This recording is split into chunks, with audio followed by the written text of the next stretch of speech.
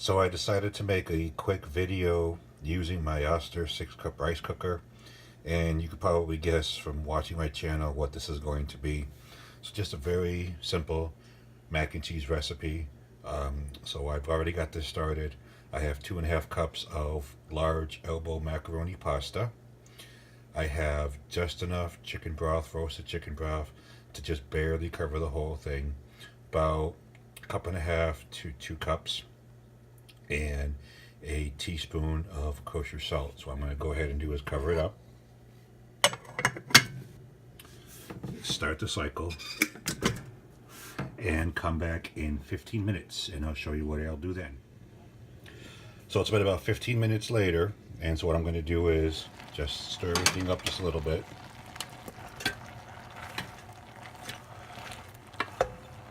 And so far so good.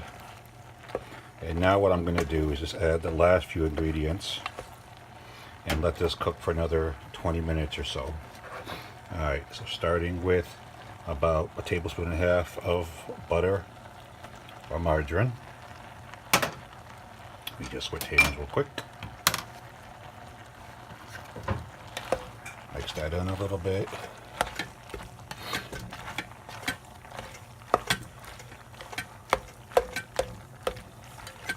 Let it melt some.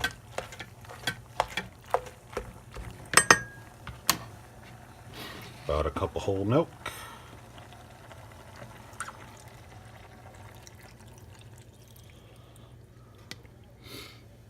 And about a cup and a half to 2 cups of cheese of your choice. So what I have here is a half cup of your grated Parmesan cheese that you get in a can. Don't hate. And under that, I have a cup of shredded, seriously sharp cheddar cheese from Cabot. You can use any cheese you want. This is just what I'm going to use. I'm just going to dump it in. Just going to give that a stir. This is still going to cook down a bit more with the butter and the milk.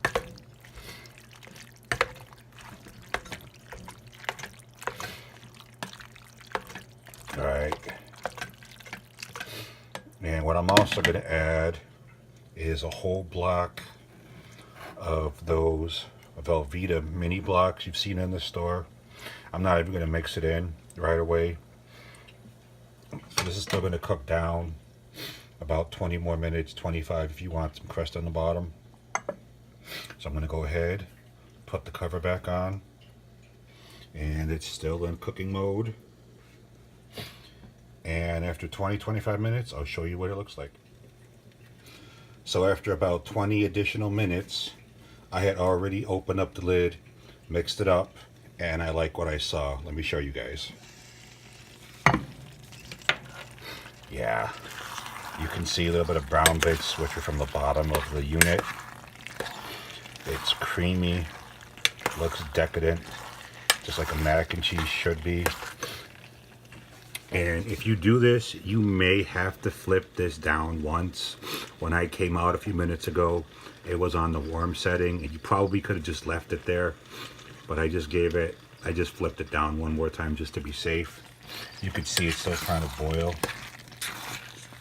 And I'm just going to unplug the unit, and I'm going to give it a quick taste. Now I know it's like really hot, so give me a moment here.